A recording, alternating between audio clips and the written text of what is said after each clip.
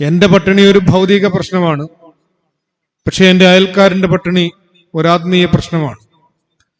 ഇത് തികച്ചും വ്യത്യസ്തമായ ഒരു കാഴ്ചപ്പാടാണ്. യേശു തമ്പുരാൻ മരുഭൂമിയിലായിരിക്കും 40 രാവും 40 പകലും താൻ നോമ്പെടുത്തതിന് ശേഷം പിശാച് അവന്റെ സമീപമെത്തി അവനോട് പറയും, നിനക്ക് വിശക്കുന്നു, ഈ കല്ലിനോട് അപ്പമാകാൻ പറയും. തന്റെ വൈയക്തികമായ വിശപ്പിന്റെ ശമനത്തിനു വേണ്ടി യേശു ഒരു അത്ഭുതമോടെ പ്രവർത്തിക്കുന്നില്ല. എന്നാൽ പിന്നീട് ഒരിക്കൽ തന്റെ പ്രഭാഷണത്തിന്റെ ലാവണ്യത്തിൽ മതിമയങ്ങി തന്നോടൊപ്പം ഇങ്ങനെ നിരന്തരം സഞ്ചരിച്ചു പോരുന്ന വലിയൊരു ജനക്കൂട്ടത്തിന്റെ വിശപ്പിന്റെ മുമ്പിൽ അവന്റെ മനസ്സലിയുന്നു. അവൻ 5 അപ്പമെടുത്ത് 5000 പേർക്ക് നൽകി ഒരു മഹാത്ഭുതമോടെ കാണിക്കുന്നു. ഇത് തന്നെയാണ് നമ്മൾ പ്രാരംഭത്തിൽ പറഞ്ഞ കഥയിൽ സൂചിതമായിരിക്കുന്ന വ്യത്യസ്തമായ വീക്ഷണത്തിന്റെ പരമമായ ഒരു ദൃഷ്ടാന്തം. ഓരോ മനുഷ്യനും അവനവന്റെ വീക്ഷണമനുസരിച്ചാണ് അവനവന്റെ ലോകം നിർമ്മിക്കുന്നത് എന്ന് പറയും. ലോകമെന്ന വാക്കിന്റെ തന്നെ നിരുക്തം ലോചനം കൊണ്ട് കാണാവുന്നത് എന്നാണ്. ലോചനമെന്നാൽ കണ്ണ്. അതിൽ നിന്നാണ് ആലോചനയൊക്കെ ഉണ്ടാവുന്നത്. വളരെ വ്യക്തമായ ഒരു കാഴ്ചപ്പാട് എന്ന് ആലോചനാപൂർവം എടുക്കുന്ന തീരുമാനങ്ങളെ നമ്മൾ വിവക്ഷിക്കാറുണ്ട്. അപ്പൊ ലോചനം കൊണ്ട് കാണാവുന്നതാണ് കണ്ണ്, ലോചനം കൊണ്ട് കാണാവുന്നതാണ് ലോകം, കണ്ണുകൊണ്ട് കാണാവുന്നതാണ് ലോകം. നാം ഓരോരുത്തരുടെയും കണ്ണുകൾക്ക് കാഴ്ച വ്യത്യസ്തമാണ്. ചില ആളുകൾക്ക് കണ്ണാടി പോലും വേണ്ട. കണ്ണാടിയുള്ള ആളുകളുടെ തന്നെ പവറുകൾ വ്യത്യസ്തമാണ്. അപ്പൊ ഭൗതികമായി നേത്രത്തിന് തന്നെ വ്യത്യസ്തങ്ങളായ ശക്തിവിശേഷങ്ങളാണുള്ളത്. അങ്ങനെയാണെങ്കിൽ നമ്മളുടെ അന്തർചക്ഷുസ്, നമ്മളുടെ അന്തർനേത്രം, ആന്തരികമായ കണ്ണുകൾ, അതിനും വ്യത്യസ്തമായ ചക്രവാളങ്ങളാണ് കാണാനാവുക.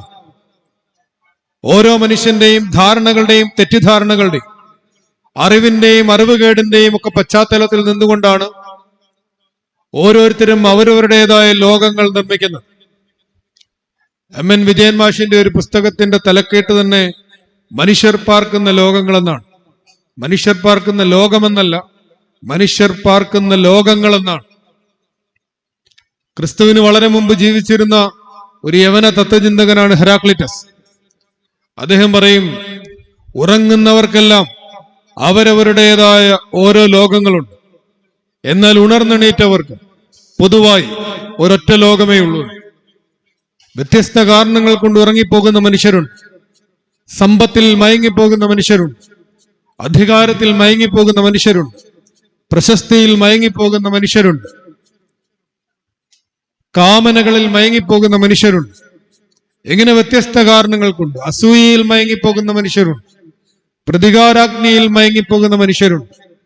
ഇങ്ങനെ വ്യത്യസ്തങ്ങളായ വൈകാരിക അവസ്ഥകളുടെ ഉച്ചസ്ഥായിയിൽ പെട്ടുഴലുന്ന മനുഷ്യർ അവരവരായിരിക്കുന്ന, അവരവർ നിർമ്മിക്കുന്ന വൈയക്തികങ്ങളായ ലോകങ്ങളിൽ സ്വയം നീറി ഒടുങ്ങുന്ന ഒരു കാഴ്ച നമ്മൾ കാണുന്നുണ്ട്. ഇവിടെയാണ് പറയുന്നത്, ഉറങ്ങുന്നവർക്കെല്ലാം അവരവരുടേതായ ലോകക്രമങ്ങളുണ്ട്, എന്നാൽ ഉണർന്നെണീറ്റവർക്കെല്ലാം പൊതുവായി ഒരൊറ്റ ലോകമേ ഉള്ളൂ. അത് നമ്മളുടെ ധാരണകളിൽ നിന്ന്, തെറ്റിദ്ധാരണകളിൽ നിന്ന്, വങ്കത്തരങ്ങളിൽ നിന്ന്, അല്പത്തരങ്ങളിൽ നിന്ന് നമ്മൾ ഉണർന്നെണീൽക്കുന്ന സന്ദർഭത്തിലാണ് ഈ പൊതുലോകത്തിലേക്ക്, ഒരാകാശവും ഒരു ഭൂമിയും ഒരു സൂര്യനും എന്നുള്ള ആ വിശാലമായ കാഴ്ചപ്പാടിലേക്ക് നാം ഉണരുകയും അവിടെ ജീവിക്കുവാൻ നമുക്ക് ശേഷിയുണ്ടാവുന്നതും അപ്പോൾ മാത്രമാണ്. മനുഷ്യർ അവനവന്റെ വീക്ഷണഗതി അനുസരിച്ച് ഓരോ ലോകങ്ങളിൽ ജീവിക്കുന്നു എന്ന് നമ്മൾ ഇതുവരെ പറഞ്ഞു വെച്ചുവെങ്കിൽ അതിനെയൊന്നും മുച്ചൂടും തകർത്തെടുക്കാൻ വേദപുസ്തകം നമുക്ക് സമ്മാനിക്കുന്ന ചില ലോകങ്ങളുണ്ട്. മനുഷ്യർ പാർക്കാൻ ദൈവം നിശ്ചയിച്ച ചില ലോകക്രമങ്ങളുണ്ട്.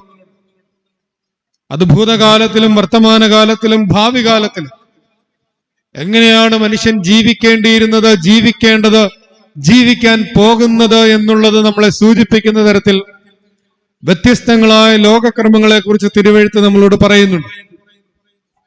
നമ്മൾ പാർക്കുന്ന ലോകങ്ങളിൽ നിന്ന് നമ്മളെ പുറത്തിറക്കി തിരുവെഴുത്ത് നമ്മളോട് പഠിപ്പിക്കുന്ന ഈ ലോകക്രമങ്ങളിലേക്ക് കയറിപ്പാർക്കാനുള്ള ഒരു പ്രാരംഭ നിമിഷമായി ഈ സന്ധ്യയെ നമുക്ക് പരിണമിപ്പിക്കേണ്ടതുണ്ട്.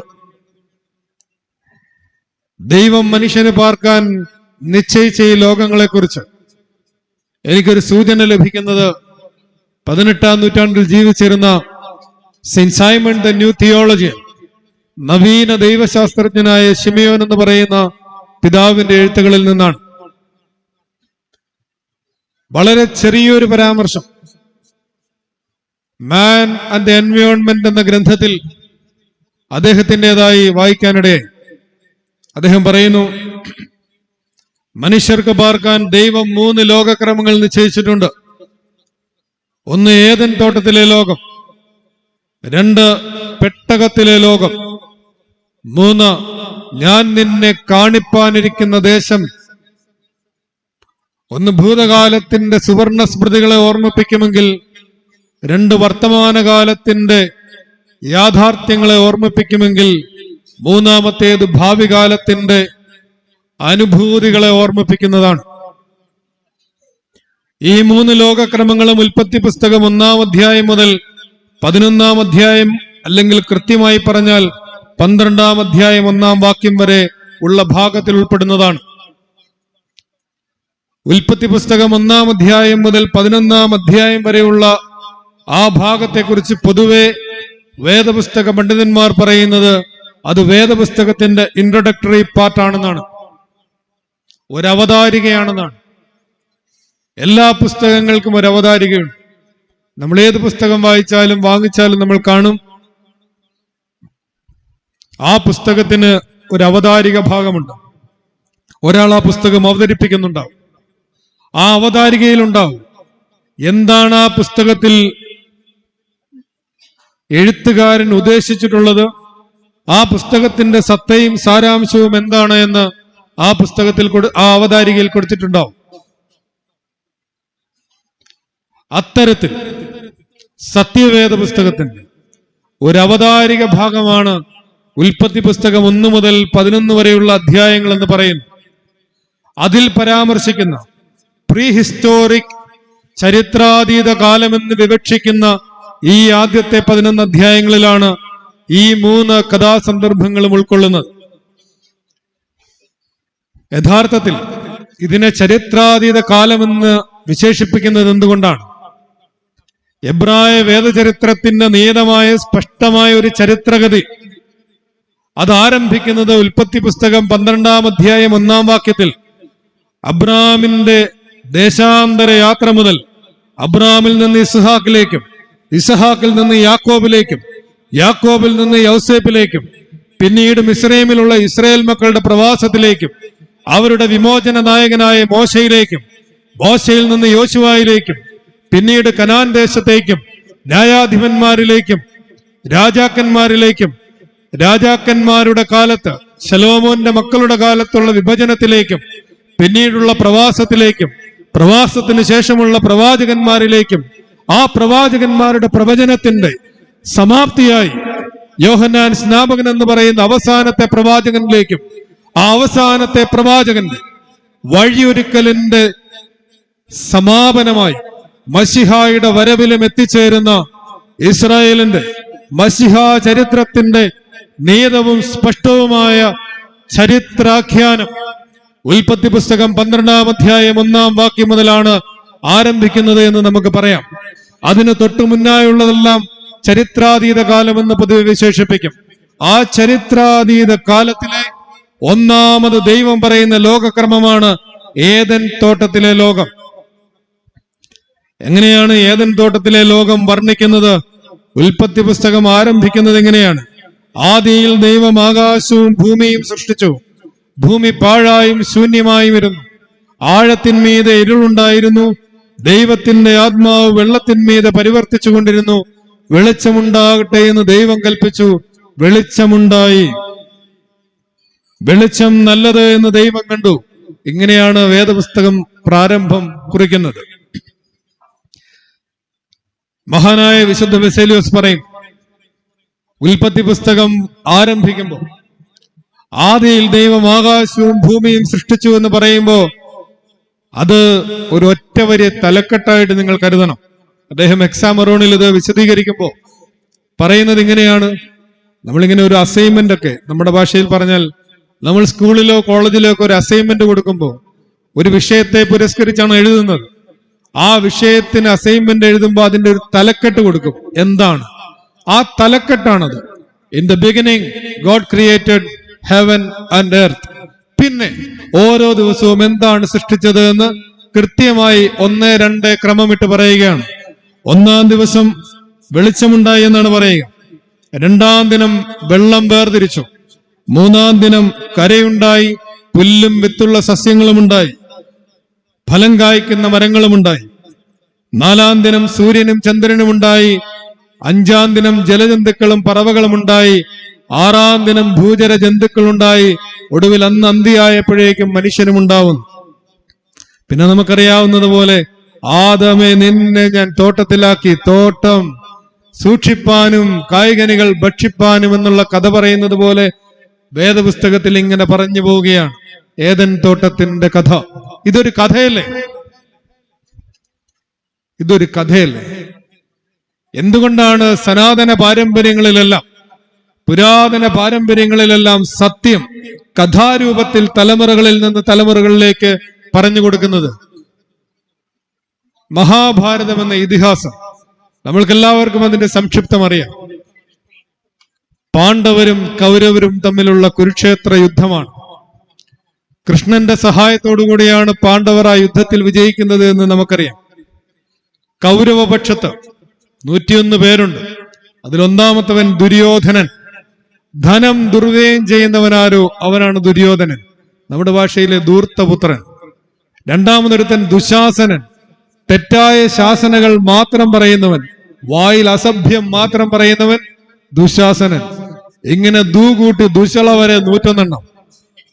ഇപ്പുറത്ത് ധർമ്മം മാത്രം പറയുകയും ചെയ്യുകയും ചെയ്യുന്ന ധർമ്മപുത്രർ, ഭീമമായ ബലമുള്ള ഭീമൻ, ഋജുവായ ബുദ്ധിയുള്ള നേർക്കാഴ്ചയുള്ള അർജുനൻ. ഇങ്ങനെ ഒരു പറ്റം. ഇവരോടൊപ്പമാണ് കൃഷ്ണൻ. എല്ലാത്തിനെയും ആകർഷിക്കുന്നവൻ കൃഷ്ണൻ. അതുകൊണ്ടാണ് കാർമുകിൽ വർണ്ണൻ. എല്ലാത്തിനെയും ആകർഷിക്കുന്ന തമോഗർത്തം പോലെ അത്രയ്ക്ക് ശേഷിയുള്ള, ആകിരണ ശേഷിയുള്ള ഒരാൾ എന്നുള്ള നിലയിലാണ് ആ വാക്ക്. അയാളുടെ കയ്യിലുള്ള ആയുധം സുദർശനമാണ്.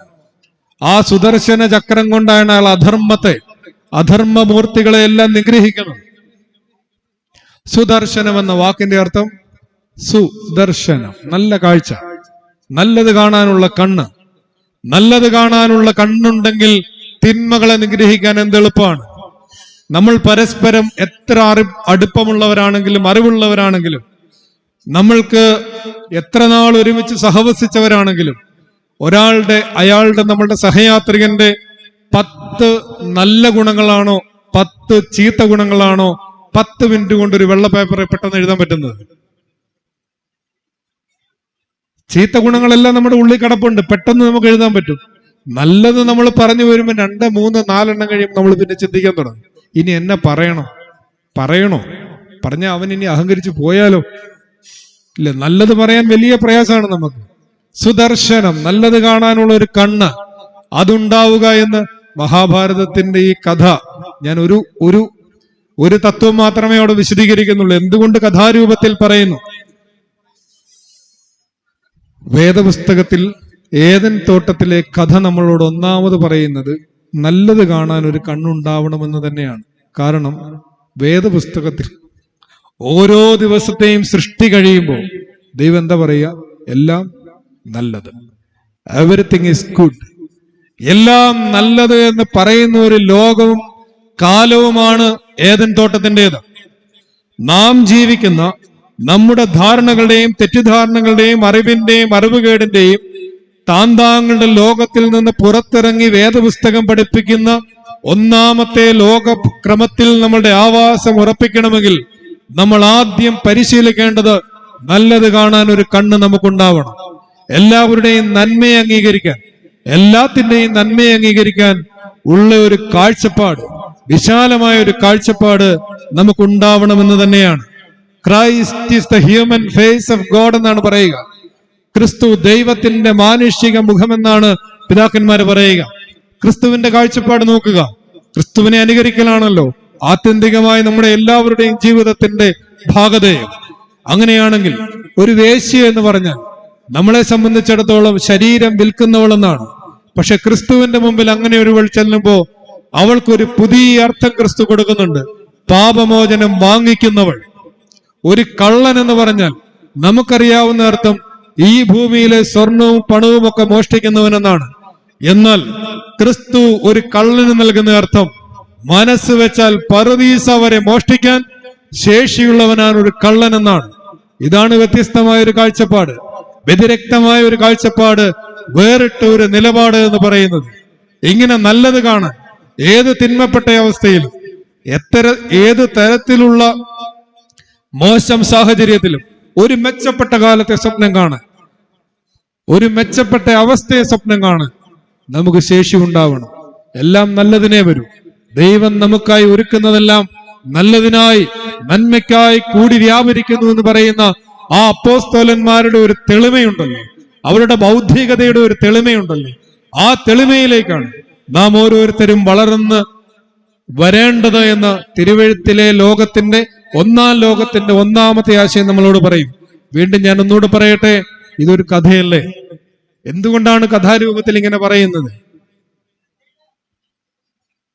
മാർത്തോമാ സുറിയാനി സഭയുടെ പരമാധ്യക്ഷനായിരുന്ന ഫിലിപ്പോസ് മാർ ക്രിസോസ്റ്റം തിരുമേനി ഒരിക്കൽ പറഞ്ഞ ഒരു കഥയുണ്ട്. തിരുമേനി ഒരിക്കൽ അമേരിക്കയിൽ പോയിട്ട് തിരിച്ച് തിരുവല്ലായിൽ തിരുമേനിയുടെ അരമനയിൽ, പുലാത്തിയിൽ അരമനയിൽ ഇരിക്കുമ്പോ അമേരിക്കയിൽ പോയിട്ട് മടങ്ങി വന്ന ഒരു കുഞ്ഞവറാച്ചൻ അവിടെ വന്നു. അപ്പൊ ഈ കുഞ്ഞവറാച്ചൻ തിരുമേനിയോട് പറഞ്ഞ് അമേരിക്കയിൽ പോയിട്ട് വന്നതാണ്. അപ്പൊ തിരുമേനി ചോദിച്ചു, അമേരിക്കയിലൊക്കെ എന്തുണ്ട് വിശേഷം? നല്ലതാണ്, അമേരിക്കയൊക്കെ വളരെ നല്ലതാണ് ഒക്കെ കുഞ്ഞവറാച്ചൻ കാര്യങ്ങളൊക്കെ പറഞ്ഞു. പക്ഷേ തിരുമേനി ഒരു കാര്യത്തിൽ മാത്രം ഒരു ചെറിയ പ്രശ്നമുണ്ട്. അവിടെയുള്ളവന്മാര് കുതിരയ്ക്ക് കുതിരയെന്നല്ല പറയുന്നു പറഞ്ഞു. കുഞ്ഞവറാച്ചൻ എവിടെയോ കുതിരയെ കാണാൻ പോയപ്പോ അവര് വേറെ ഏതാണ്ട് വിളിച്ചു. ഹോഴ്സ് എന്നൊക്കെ ആയിരിക്കുമല്ലോ വിളിക്കുന്നത്, ഇംഗ്ലീഷിലായിരിക്കുമല്ലോ അവര് വിളിക്കുന്നത്. അപ്പൊ കുഞ്ഞവറാച്ചൻ പറയുന്ന ഒരു കുതിര പോകുന്നു എന്ന് പറഞ്ഞപ്പോ അമേരിക്കക്കാര് സമ്മതിക്കുന്നില്ല. അപ്പൊ അവര് കുതിരയ്ക്ക് കുതിരയെന്നല്ല പറയുന്നത്. ചൈനയിൽ കുതിരയ്ക്ക് കുതിരയെന്നാണോ പറയുന്നത്? അർജന്റീനയിലാണോ പറയുന്നത്? ഇതൊന്നും അല്ലല്ലോ പറയുന്നത്, അവരവരുടെ ഭാഷയിലല്ലേ പറയുന്നത്. ഭാഷയ്ക്ക് ദേശത്തിന്റെ പരിമിതിയുണ്ട്, മനസ്സിലിരിക്കട്ടെ. ഭാഷയ്ക്ക് ദേശത്തിന്റെ പരിമിതിയുണ്ട്. ഇനി ഇപ്പൊ വൃശ്ചികം കഴിയാറായി, ശബരിമലയിലേക്ക് ആളുകൾ ഇങ്ങനെ പോയിക്കൊണ്ടിരിക്കുകയാണ്. വ്രതകാലമാണ്. ശബരിമല അയ്യപ്പനെ വിളിച്ചിട്ടാണ് ആളുകളൊക്കെ ഇങ്ങനെ പോയിക്കൊണ്ടിരിക്കുന്നത്. നമ്മളിപ്പോ ഇവിടെ പ്രസംഗം നടത്തിക്കൊണ്ടിരിക്കുകയാണല്ലോ. പ്രസംഗത്തിനിടയ്ക്ക് ഇതിലെ ഒരു പാമ്പ് കയറി വരികയെന്ന് വിചാരിക്കും. നമ്മൾ ആദ്യം എന്താ പറയാ? അയ്യോ അയ്യോ. ഇനി പോട്ടെ, നിങ്ങൾ ഒരു ഫോൺ വരികയാണ്, നമ്മൾക്കൊരു ഫോൺ വന്നിട്ട് നമ്മളോട് പറയുകയാണ് നമ്മുടെ ഒരാൾ മരിച്ചുപോയി. അയ്യോ. ചില പിള്ളേർ പരീക്ഷ എഴുതിയിട്ട് ജയിക്കുമെന്ന് ഒരു ഉറപ്പുമില്ല. അപ്പോഴാണ് റിസൾട്ട് വന്നപ്പോ ഇപ്പോഴത്തെ മോഡറേഷനില്ലേ, ജയിച്ചു, അയ്യോ ജയിച്ചു, അത്ഭുതം, ആശ്ചര്യം. ഇവിടെയെല്ലാം ജീവിതത്തിന്റെ പ്രഥമവും പ്രധാനവുമായ എല്ലാ വൈകാരിക തലങ്ങളോടും, അത് ഭയമായാലും അത്ഭുതമായാലും ആനന്ദമായാലും ദുഃഖമായാലും എല്ലായിടത്തും നമ്മൾ ഉപയോഗിക്കുന്ന ഒരു വാക്കാണ് അയ്യോ. ഈ വാക്കിന്റെ അർത്ഥം എന്തുവാ? ഞാൻ ആദ്യമേ ഒരു ക്ലൂ തന്നെ പറഞ്ഞു കഴിഞ്ഞു. അയ്യോ, അയ്യൻ, അയ്യപ്പൻ, അയ്യൻ, അപ്പൻ, ദൈവം, ഇതാണ് അർത്ഥം. പഴയ മലയാളത്തിൽ അയ്യൻ എന്നാൽ അപ്പൻ, അപ്പൻ എന്നാൽ ദൈവം തന്നെയാണ്. ഇപ്പൊ നമ്മുടെ പിള്ളേര് പാറ്റയെ കാണുമ്പോ ഓ മൈ ഗോഡ് എന്ന് പറയുന്ന അത് തന്നെയാണ് നമ്മുടെ വല്യമ്മച്ചിമാര് പാമ്പിനെ കണ്ടപ്പോ അയ്യോ ദൈവമേ. കാലം മാറിയപ്പം ഉപയോഗിക്കുന്ന വാക്കിന്റെ അർത്ഥം അറിയാതെ പോയി. അപ്പൊ ഭാഷയ്ക്ക് കാലത്തിന്റെ പരിമിതിയുണ്ട്. ഭാഷയ്ക്ക് രണ്ട് പരിമിതിയുണ്ട്. ദേശത്തിന്റെ പരിമിതിയുണ്ട്, കാലത്തിന്റെ പരിമിതിയുണ്ട്. സ്പേസിന്റെയും ടൈമിന്റെയും ലിമിറ്റേഷൻ ഉണ്ട് ലാംഗ്വേജിന്. അതുകൊണ്ടാണ് സനാതനങ്ങളായ പുരാതനങ്ങളായ ഒരു പാരമ്പര്യങ്ങളിലും ദൈവം അതാണ് ദൈവം ഇതാണെന്ന് സിദ്ധാന്തങ്ങൾ രൂപീകരിക്കാത്തത്. കഥാരൂപത്തിൽ തലമുറയിൽ നിന്ന് തലമുറയിലേക്ക് ഇത് പകർന്നു കൊടുക്കുന്നത്, പാട്ടുരൂപത്തിൽ തലമുറയിൽ നിന്ന് തലമുറയിലേക്ക് ഇത് പകർന്നു കൊടുക്കുന്നത് മനുഷ്യബുദ്ധിയുടെ, മനുഷ്യഭാഷയുടെ പരിമിതികളെ കുറിച്ച് വ്യക്തമായ ബോധ്യമുള്ള പിതാക്കന്മാർ അത്തരത്തിൽ, അങ്ങനെയുള്ള പൂർവികന്മാർ അത്തരത്തിൽ അത് തലമുറകളിൽ നിന്ന് തലമുറകളിലേക്ക് പകർന്നു കൊടുക്കുന്നത് കൊണ്ടാണ്. നേതി നേതി ഇന്ത്യൻ പാരമ്പര്യത്തിൽ പറയും, ദൈവം അതല്ല അതല്ല അതല്ല അതാണെന്ന് പറയില്ല. നമ്മുടെ പൗരസ്ത്യ പാരമ്പര്യത്തിൽ അപ്പോഫാറ്റിക് തിയോളജി എന്ന് പറയും, നെഗറ്റീവ് തിയോളജിയാണ്. ദൈവം അതാണെന്ന് ഒരിക്കലും അഫേം ചെയ്ത് പറയത്തില്ല. ഇവിടെ നമ്മളെ സംബന്ധിച്ചിടത്തോളം പറയുന്നവൻ അറിയുന്നില്ല, അറിയുന്നവൻ പറയുന്നില്ല എന്ന് താവോ പറഞ്ഞാൽ പെട്ടെന്ന് മനസ്സിലാവും. അറിയുന്നവൻ പറയുന്നില്ല, പറയുന്നവനോട്ട് അറിയുന്നുമില്ല. അതാണ് കിഴക്കിന്റെ വിജ്ഞാനം. അതുകൊണ്ടാണ് ഇത് കഥാരൂപത്തിൽ പറഞ്ഞു പോകുന്നത്. ഈ ഭാഗം ഒരിത്തിരി പ്രയാസമുള്ള ഭാഗമായിരുന്നു. ഇനി നമുക്ക് പെട്ടെന്ന് ഇങ്ങനെ കഥകളിലേക്ക് ഇങ്ങ് പോരാം. പുതിയ ലോകക്രമം, വേദപുസ്തകത്തിന്റെ ലോകക്രമത്തിൽ ജീവിക്കണമെങ്കിൽ ഒന്ന്, നല്ലത് കാണാൻ ഒരു കണ്ണുണ്ടാവണം. രണ്ട്, നമ്മുടെ ബുദ്ധിക്കും യുക്തിക്കും ഒതുങ്ങുന്നതല്ല ദൈവത്തിന്റെ പ്രവൃത്തികളെന്നുള്ള വിവേകവും വിനയവും ഉണ്ടാവണം. അതുകൊണ്ടാണ് ഇത് കഥാരൂപത്തിൽ പറയുന്നത്. എല്ലാ കാര്യങ്ങളും ജീവിതത്തിൽ സംഭവിക്കുന്നതിനെല്ലാം ഒന്നും നമുക്കൊരു ഉത്തരം കൊടുക്കാൻ പറ്റില്ല. ദൈവത്തിന്റെ പ്രവൃത്തികൾക്ക് മുമ്പിൽ വിവേകത്തോടെ, വിനയത്തോടെ, വിശുദ്ധിയോടെ ആയിരിക്കാൻ പരമാവധി ശ്രമിക്കുക എന്ന് മാത്രമേ നിസ്സാരന്മാരായ മനുഷ്യജീവികളെ കൊണ്ട് സാധ്യമാവുന്നു. മൂന്നാമത്, ഏദൻ തോട്ടത്തിൽ സൂര്യനെയും ചന്ദ്രനെയും ഉണ്ടാക്കുന്നത് എത്രാമത്തെ ദിവസമാണ്? ഞാൻ ആദ്യം ഇങ്ങനെ കൃത്യമായിട്ട് ഓർഡറിൽ പറഞ്ഞു. ഞാൻ ഒരു ക്ലൂ തരട്ടെ. ഇപ്പൊ റിയാലിറ്റി ഷോ വന്നേ പിന്നെ അപ്പനാരാ അപ്പാപ്പനാരാന്ന് ചോദിച്ചാൽ ക്ലൂ വേണം. എത്രാമത്തെ ദിവസമാണ് സൂര്യനെയും ചന്ദ്രനെയും ഉണ്ടാക്കിയിരിക്കുന്നത്? 4-ാം ദിവസം. അപ്പൊ 1-ാമത്തെ ദിവസം ദൈവം എന്തോ ഉണ്ടാക്കി? ഞാനത് കൃത്യമായിട്ട് പറഞ്ഞില്ലേ, ആകാശവും ഭൂമിയും സൃഷ്ടിച്ചു എന്നുള്ളത് ആ മൊത്തം പ്രോസസ്സിന്റെ തലക്കെട്ടാണ്. പിന്നെന്താ ഉണ്ട്? കൃത്യമായിട്ട് പറയുന്നുണ്ടല്ലോ. ദൈവത്തിന്റെ ആത്മാവ് വെള്ളത്തിന്മീതെ പരിവർത്തിച്ചു കൊണ്ടിരുന്നു, വെളിച്ചമുണ്ടാകട്ടെ എന്ന് ദൈവം പറഞ്ഞു, വെളിച്ചമുണ്ടായി. Let there be light. അപ്പൊ 1-ാമത്തെ ദിവസം ദൈവം വെളിച്ചമുണ്ടാക്കി. നമ്മളെല്ലാവരും പകല് പരസ്പരം കാണുന്നത് ഏത് വെട്ടത്തിലാ? സൂര്യന്റെ വെട്ടത്തിലാണ്. വൈകിട്ട് ചന്ദ്രനുണ്ടെങ്കിൽ, പൗർണമിയാണെങ്കിൽ നമുക്ക് ലൈറ്റ് പോലും വേണ്ട, പരസ്പരം കാണാം. അതുമല്ലെങ്കിൽ 10, 100, 150 വർഷം പഴക്കമുള്ള ഈ ലൈറ്റിന്റെ വെട്ടത്തിലാണ് നമ്മൾ കാണുന്നത്. അങ്ങനെയാണെങ്കിൽ 1-ാമത്തെ ദിവസത്തെ വെളിച്ചം എവിടെ പോയി? ലാ പദ, അമീർ ഖാന്റെ PK-യിലെ ചോദ്യമല്ലേ, ലാ പദ, God is missing. The first day light is missing. എന്ത്? നമ്മളെല്ലാവരും 4-ാമത്തെ ദിവസത്തെ വെളിച്ചത്തിലാണ് കാണുന്നതെങ്കിൽ 1-ാമത്തെ ദിവസത്തെ വെളിച്ചം എവിടെ പോയി? സെന്റ് മാക്സിമസ് ദ കൺഫസർ എന്ന് പറയുന്ന പിതാവ് പറയും, 1-ാമത്തെ ദിവസത്തെ വെളിച്ചം, the Primal light is the inner light. ആദ്യ വെളിച്ചമാണ് ആന്തരിക വെളിച്ചം. ഈ വെളിച്ചത്തെ കുറിച്ച് യേശു തമ്പുരാൻ പറയുന്നു, നിങ്ങളുടെ ഉള്ളിലുള്ള വെളിച്ചം ഇരുട്ടായി പോയാൽ ആ ഇരുട്ടെത്ര വലിയത്. നിങ്ങളുടെ വെളിച്ചം അവരുടെ മുമ്പിൽ പ്രകാശിക്കട്ടെ എന്നിങ്ങനെ പറഞ്ഞു വെക്കുന്ന ആ വെളിച്ചമൊക്കെ ഈ ആന്തരിക വെളിച്ചത്തെ കുറിച്ചാണ്. അതുകൊണ്ട് തിരുവെഴുത്തനുസരിച്ചുള്ള പുതിയ ലോകക്രമത്തിൽ ജീവിക്കുമ്പോൾ ഈ സൂര്യന്റെ തേജസ്സിലോ സൂര്യന്റെ വെളിച്ചത്തിലോ നമ്മൾ കണ്ടുമുട്ടുമ്പോൾ നമ്മളുടെ പുറമേയുള്ള ആ സൗന്ദര്യമോ അല്ലെങ്കിൽ നമ്മൾ അവതരിപ്പിക്കുന്ന നമ്മളോ അല്ല യഥാർത്ഥത്തിലുള്ള നമ്മൾ, പിന്നെയോ അകത്തെ വെളിച്ചമനുസരിച്ചാണ് നമ്മുടെ വ്യക്തിത്വത്തിന്റെ പ്രശോഭ നിലനിൽക്കുന്നത് എന്നോർത്ത് ആന്തരിക വെളിച്ചം വർദ്ധിപ്പിക്കുന്ന തരത്തിൽ പ്രാർത്ഥനാ ജീവിതം നമുക്കുണ്ടായിരിക്കേണ്ടതുണ്ട് എന്ന് തിരുവെഴുത്തിന്റെ 1-ാമത്തെ ലോകക്രമത്തിന്റെ 3-ാമത്തെ പാഠം നമ്മളോട് പറയും. ഇനി 4-ാമത്, അനുസരണത്തെക്കുറിച്ച് നല്ലൊരു പാഠം ഇവിടെ തരുന്നുണ്ട്.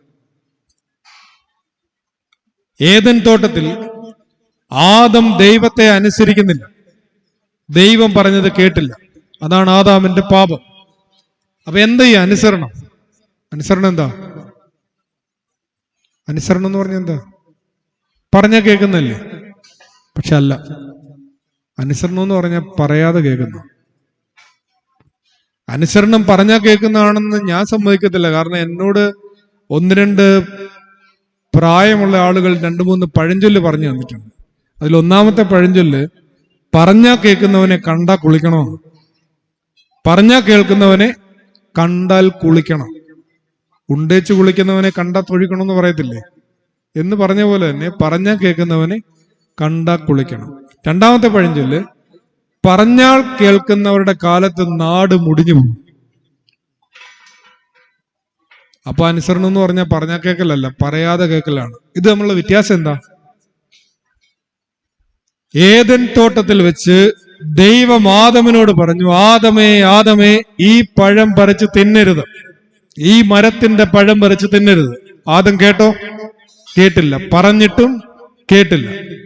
ഗത്സമന തോട്ടത്തിൽ വെച്ച് രണ്ടാമത്തെ ആദാമായ ക്രിസ്തു പിതാവാൻ ദൈവത്തോട് ചോദിച്ചു, പിതാവേ, കഴിയുമെങ്കിൽ ഈ പാനപാത്രം എങ്കിൽ നിന്ന് നീക്കണം. പിതാവ് വല്ലതും പറഞ്ഞോ? ഒന്നും പറഞ്ഞില്ല.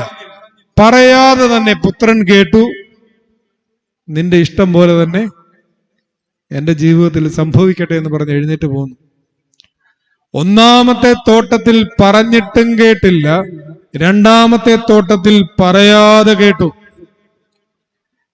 പറയാതെ കേൾക്കുന്നതിന് കുറെ കൂടി അധ്വാനം ആവശ്യമുണ്ട്. ഗത്സമന തോട്ടത്തിൽ വെച്ച് വിയർപ്പ് രക്തത്തുള്ളിയാവുന്ന തരത്തിൽ മനുഷ്യപുത്രൻ പ്രാർത്ഥിച്ചു എന്നാണ് പറയുന്നത്.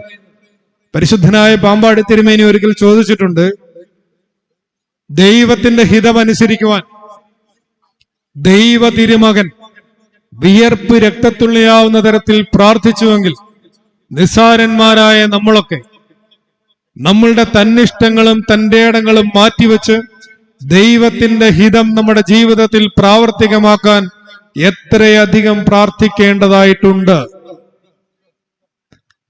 പ്രാർത്ഥന എന്ന് പറയുന്ന വലിയൊരു അധ്വാനം ദൈവഹിതം അനുസരിക്കുവാൻ നമുക്ക് ആവശ്യമുണ്ട്. അതുകൊണ്ടാണ് നമ്മുടെ യാമ നമസ്കാരങ്ങളെയൊക്കെ ഒരു കാർഷിക വൃത്തിയോട് ബന്ധപ്പെടുത്തി സുറിയാനി സഭാപിതാക്കന്മാർ രേഖപ്പെടുത്തിയിട്ടുള്ളത്. സന്ധ്യാ നമസ്കാരത്തിന് നിലമൊരുക്കണം, സൂത്താറ നമസ്കാരത്തിന് വിത്തുപാകണം, രാത്രി നമസ്കാരത്തിന്റെ ഓരോ കൗമാകളിൽ കളപറിക്കണം, കല്ല് മാറ്റണം, മുള്ളു നീക്കണം, പ്രഭാതമാകുമ്പോൾ ഇത് കൊയ്യാറാവും, പ്രഭാതത്തിൽ ഇത് കൊയ്യണം, 3-ാം മണി നമസ്കാരത്തിന് ഇത് ചുമന്നുകൊണ്ടുവരണം, 6-ാം മണി നമസ്കാരത്തിന് ഇത് മെതിക്കണം, 9-ാം മണി നമസ്കാരത്തിന് കയ്യിലിരിക്കുന്ന ധാന്യം മുഴുവൻ പാവപ്പെട്ടവർക്ക് വിതരണം ചെയ്യണം. പിന്നെയും കയ്യിലൊന്നും ഇല്ലാത്തത് കൊണ്ട് സന്ധ്യാ നമസ്കാരത്തിന് കിളയ്ക്കാൻ പോണം. ഇങ്ങനെയാണ് യാമ നമസ്കാരങ്ങളെ കാർഷിക വൃത്തിയോട് ബന്ധപ്പെടുത്തി അവനവന്റെ ഹൃദയാരാമത്തിൽ നിരന്തരമായി അധ്വാനിച്ച് ആ നിലമൊരുക്കിക്കൊണ്ട് നല്ല വിത്തുകൾ മാത്രം, സുഹൃതങ്ങൾ മാത്രം നിക്ഷേപിച്ച ആ സുഹൃതങ്ങളുടെ സുഗന്ധം, ആ സുഹൃതങ്ങളുടെ തണലിൽ മാനവരാശിയെ മുഴുവൻ ചേർത്ത് പിടിക്കാനാവുന്നിടത്തോളം ചേർത്ത് പിടിക്കാൻ തക്കവിധം നമ്മുടെ ജീവിതം നിരന്തരം സജ്ജമാക്കിക്കൊണ്ടിരിക്കണമെന്നാണ് ഈ പുതിയ ലോകം, ദൈവാനുസരണത്തിന്റെ 4-ാം പാഠം സമ്മാനിക്കുന്ന ഈ 1-ാമത്തെ ലോകക്രമം ഏദൻ തോട്ടത്തിലെ ലോകം നമ്മളോട് പറയുന്നത്. പിന്നെ ചില അല്ലറ ചില്ലറ കാര്യങ്ങൾ കൂടി പറഞ്ഞു കഴിയുമ്പോൾ ആ ലോകം അവസാനിക്കുകയാണ്. ആ ഏദൻ തോട്ടം സുന്ദരമായൊരു ഭൂപ്രകൃതിയായിട്ടാണ് വർണ്ണിച്ചിട്ടുള്ളത്. അവിടെ അരുവികളുണ്ട്, മരങ്ങളുണ്ട്, കിളികളുണ്ട്, മൃഗങ്ങളുണ്ട്, എല്ലാത്തരം സംവിധാനങ്ങളും അവിടെയുണ്ട്. ആ പ്രപഞ്ചത്തിൽ ഇതിൽ നിന്നൊക്കെ വല്ലതും പഠിക്കാനുണ്ടോ? അരുവികളിൽ നിന്ന് എന്താ പഠിക്കാനുള്ളത്? 4 അരുവികളുണ്ടെന്നാ പറയുക ഏദൻ തോട്ടത്തിൽ. ഈ അരുവികളിൽ നിന്ന് എന്താ പഠിക്കാനുള്ളത്? പുഴകളിൽ നിന്ന് 2 പാഠമുണ്ട്. ഒന്ന്, ഒഴുകുന്ന വഴിക്കെല്ലാം പച്ചപ്പുണ്ടാക്കണം. നമ്മുടെ ജീവിതത്തിന് പഠിക്കാനുള്ള പാഠമാണ്. സഞ്ചരിക്കുന്ന വഴികളിലെല്ലാം പച്ചപ്പുണ്ടാക്കണം. ഒരു നദി ഒഴുകുന്ന ഈ 2 കരയിൽ എന്തൊരു പച്ചപ്പായിരിക്കും, എന്തൊരു തണുപ്പായിരിക്കും, എന്തൊരു കുളിർമയായിരിക്കും, എന്തൊരു തണലായിരിക്കും. 2-ാമത്തെ പാഠം, ഏത് നദി ഒഴുകിയാലും അതിനടിയിലുള്ള അടിത്തട്ടിലുള്ള കല്ലുകൾ നോക്കണം. അതിങ്ങനെ ഉരുണ്ട് നല്ല രസമായിട്ട് മിനുസമായിട്ടായിരിക്കും ഇരിക്കുക. അതങ്ങനെ ആയിരുന്നോ? അല്ല, അതെല്ലാം കൂർത്ത കല്ലുകളാണ്. ആ കൂർത്ത കല്ലുകളെ നിരന്തരം ഇങ്ങനെ തലോടി അതിന്റെ മൂർച്ചകളെയെല്ലാം മാറ്റി മിനുസപ്പെടുത്തിയെടുക്കുകയാണ്. നമ്മുടെ ജീവിതം ഒഴുകുമ്പോഴും എത്ര മൂർച്ചയുള്ള മനുഷ്യരെ നമ്മൾ കാണും. ഒരു കാരണവുമില്ലാതെ നമ്മളെ നോവിക്കുന്ന എത്രയോ മനുഷ്യരുണ്ട്. പ്രാർത്ഥന കൊണ്ട് പതിയെ ഉരുമ്മി ഉരുമ്മി ഉരുമ്മി ഉരുമ്മി ഉരുമ്മി ഉരുമ്മി അവരുടെ മൂർച്ചകളെ ഇങ്ങനെ മൃദുവാക്കി മിനുസമാക്കി എടുക്കാൻ നമുക്ക് പറ്റണം. അത് നിരന്തരമായ തലോടൽ കൊണ്ട്, പ്രാർത്ഥനയുടെ നിരന്തരമായൊരു ആവൃത്തി അവരുടെ മേൽ ഇങ്ങനെ ചൂഴ്ന്നു നിൽക്കുന്നു എന്ന് നമുക്കുറപ്പുണ്ടായെങ്കിൽ മാത്രമേ അങ്ങനെ പറയുകയുള്ളൂ. നിന്റെ ശത്രുവിനോട് ക്ഷമിക്കുക, നീ അവന്റെ മേൽ തീക്കനൽ കുന്നിക്കുമെന്നാണ് വേദവാക്യം നമ്മളോട് പറയുക.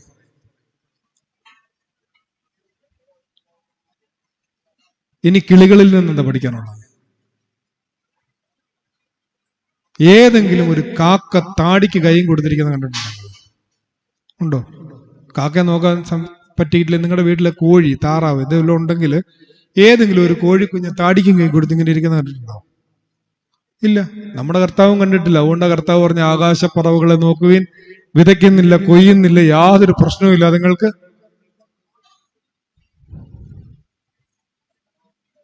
ഇല്ലേ? ഒരു ടെൻഷനും ഇല്ലെന്നാ പറയാം.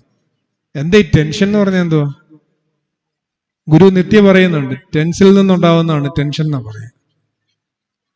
ടെൻസ് ഇല്ലേ? Past tense, present tense, future tense. ഇപ്പൊ ഇവിടെ കൺവെൻഷൻ ഇവനെ ഇവിടെ നമ്മൾ ഈ കുഞ്ഞിനെ ഇവിടെ കൊണ്ടിരുത്തിയിരിക്കുകയാണ്. അവനിങ്ങനെ ആകെ വിഷമിച്ച് ഇവിടെ ഇരിക്കുവാണ്. അപ്പം അവന് ഹോംവർക്കൊക്കെ ഉണ്ടായിരുന്നു. അപ്പൊ നേരെ സ്കൂളിൽ നിന്ന് പിടിച്ച് ഇവിടെ കൊണ്ടിരുത്തിയിരിക്കുവാണ്. ഇവിടുന്ന് ഈ പ്രസംഗത്തിന്റെ ആഘാതമേറ്റവൻ വീട്ടിൽ പോയി അന്നേരം ഉറങ്ങിപ്പോകും. അപ്പൊ അവിടെ ചെന്ന് അവൻ ഉറങ്ങിക്കഴിഞ്ഞ് രാവിലെ എണീറ്റ് ചടപടയുന്ന ബസ്സിൽ കയറി സ്കൂളിലോട്ട് പോകുമ്പോഴാണ് അവൻ ഓർക്കുന്നത്, എൻ്റെ ദൈവമേ, ഇന്നലെ ഹോംവർക്ക് ഉണ്ടായിരുന്നു, ഞാനത് ചെയ്തില്ല, അതുകൊണ്ട് ക്ലാസ്സിൽ ചെല്ലുമ്പോൾ ടീച്ചർ എന്നെ വഴക്ക് പറയും. അവന് ടെൻഷനായി. ടെൻഷൻ എങ്ങനെ ഉണ്ടായി? പാസ്റ്റ് ടെൻസിൽ അവനൊരു ഹോംവർക്ക് കിട്ടി ഇന്നലെ, അല്ലെ ഇന്നിപ്പോ 4 മണിക്ക് അവനൊരു ഹോംവർക്ക് കിട്ടി. പ്രസന്റ് ടെൻസിൽ അവൻ അത് ചെയ്യാൻ പറ്റിയില്ല. അവനിങ്ങനെ പോവാണ്. നാളെ രാവിലെ എഴുന്നേറ്റു. നാളെ രാവിലത്തെ പ്രസന്റ് ടെൻസ് എടുത്തു. ആ പ്രസന്റ് ടെൻസിൽ അവൻ ഓർക്കുവാണ്, ഇന്നലെ എനിക്കൊരു ഹോംവർക്ക് കിട്ടി. അപ്പൊ പ്രസന്റ് ടെൻസ് എന്ന് പറഞ്ഞാൽ ഒറ്റ ടെൻസേ ഉള്ളൂ. ആ പ്രസന്റ് ടെൻസിലോട്ട് പാസ്റ്റ് ടെൻസ് കൂടെ കൂട്ടി വെച്ചു. അപ്പൊ എത്ര ടെൻസായി? ഒരു ടെൻസ് ഇരിക്കേണ്ടടുത്ത് 2 ടെൻസ്. ഇപ്പൊ ഒരു കസേരയിൽ ഒരാൾക്ക് ഇരിക്കാനാണ് പറ്റുന്നത്. ഇപ്പൊ ഈ കസേരയിലോട്ട് 2 പേരിരിക്കുക. പാസ്റ്റ് ടെൻസും പ്രസന്റ് ടെൻസും 2 പേരെ നിൽക്കുന്നില്ല. അവിടെ നിന്ന് അവൻ ആലോചിക്കുക, ഇനി സ്കൂളിൽ ചെല്ലുമ്പോൾ അതേത് ടെൻസാ? Future tense. ടീച്ചർ എന്നെ തല്ലും. അപ്പൊ ഈ 3 ടെൻസും കൂടെ ഒന്നിച്ചു വന്നു കഴിയുമ്പോൾ ടെൻസ്ഡ് ആവത്തില്ലേ? ഇല്ലേ? ഒരാൾ ഇരിക്കേണ്ട കസേരയിൽ 3 പേര് ഇരുന്നുള്ള അവസ്ഥ എന്തോ എന്ന് പറഞ്ഞതുപോലെ പ്രസന്റ് ടെൻസിൽ ഇരിക്കുന്ന നമ്മൾ പാസ്റ്റിനെയും ഫ്യൂച്ചറിനെയും കൂടെ ഒന്നിച്ച് ഇതിനകത്തോട്ട് ഇട്ട് കഴിയുമ്പോൾ നമ്മളാകെ ടെൻസ്ഡ് ആവും. അതുകൊണ്ടാണ് നല്ല ഗുരുക്കന്മാരും എപ്പോഴും പറയുന്നത് നിത്യജീവനെ കുറിച്ച് ചിന്തിക്കുന്ന കാര്യം. നിത്യജീവൻ എന്ന് പറഞ്ഞാൽ ബിയോണ്ട് ഓൾ ടെൻസസ് ആണ്. എല്ലാ ടെൻസുകളുടെയും അപ്പുറത്താണ് എറ്റേണൽ ലൈഫ്. അതുകൊണ്ടാണ് ക്രിസ്തു എപ്പോഴും നമ്മളോട് പറഞ്ഞത് നിത്യജീവനെ കുറിച്ചും ദൈവരാജ്യത്തെ കുറിച്ചും മാനസാന്തരപ്പെടുകയും മുമ്പേ അവന്റെ രാജ്യവും നീതിയും അന്വേഷിപ്പീൻ. ഇത് നമ്മൾ അത്ര ഗൗരവത്തിൽ എടുത്തിട്ടില്ല. അതുകൊണ്ട് നമുക്ക് ഇപ്പോഴും ടെൻഷൻ. നിങ്ങൾ വിചാരപ്പെടുന്നത് എന്തിനാ?